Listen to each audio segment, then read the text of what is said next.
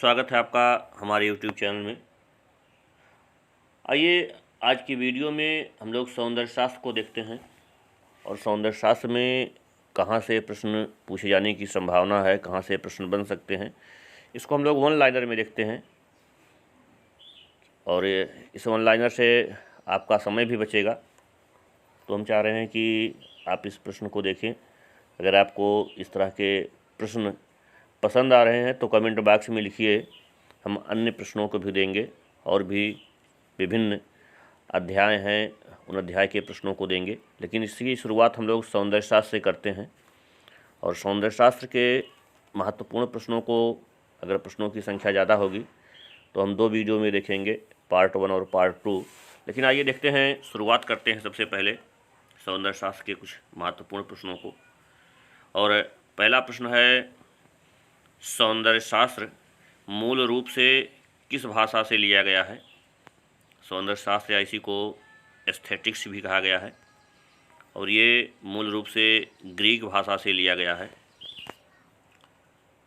और हमारा अगला प्रश्न है, सौंदर्य शास्त्र का अर्थ होता है, इसका क्या अर्थ है? तो इसका अर्थ है इंद्रिय जनित अनुभूति, या इसी को इंग्लिश में कहा गया है सेंस परसेप्शन।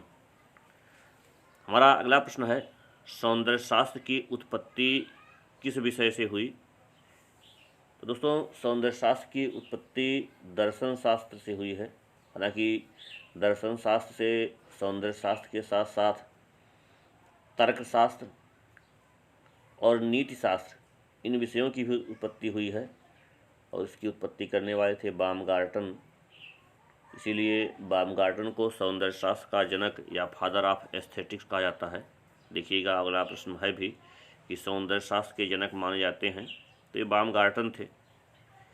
अगला प्रश्न है, सौंदर्य विषय पर प्रथम चिंतन सर्वप्रथम कहाँ के विद्वानों के द्वारा शुरू किया गया?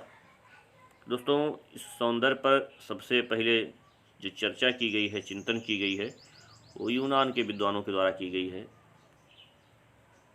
अगला प्रश्न है, सौंदर्य शास्त्री पाइथागोरस कहाँ के रहने वाले थे?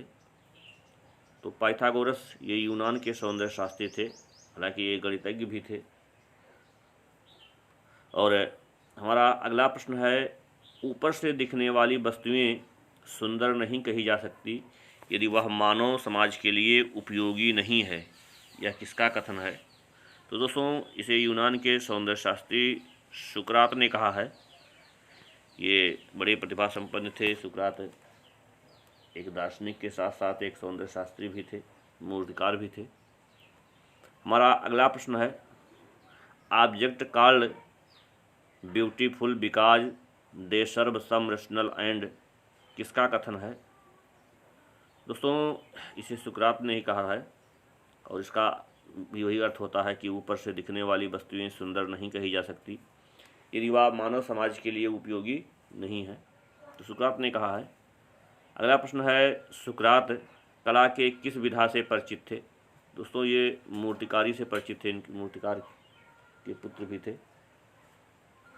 अगला प्रश्न है, कला सत्य की अनुकृति है, किसकी परिभाषा है?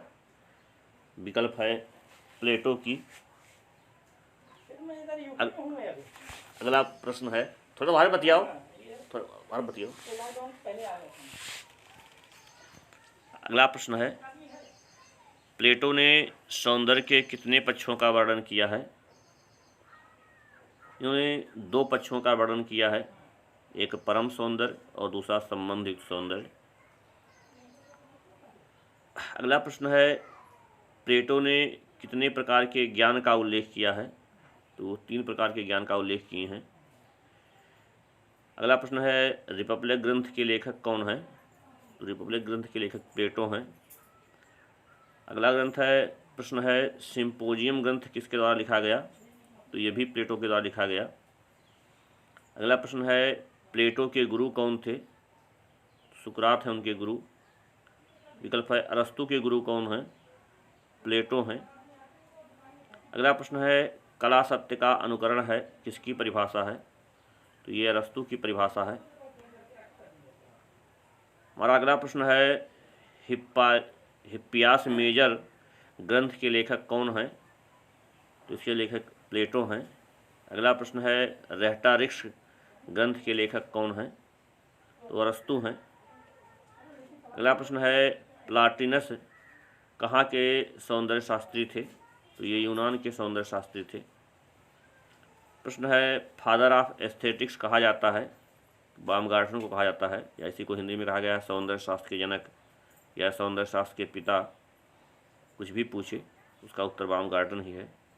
अगला प्रश्न है बामगार्टन किस देश के निवासी थे? तो ये जर्मनी के निवासी थे। अगला प्रश्न है बामगार्टन एस्थेटिक्स नामक ग्रंथ किस वर्ष लिखे? तो इसका उत्तर है 1750 ईस्वी में।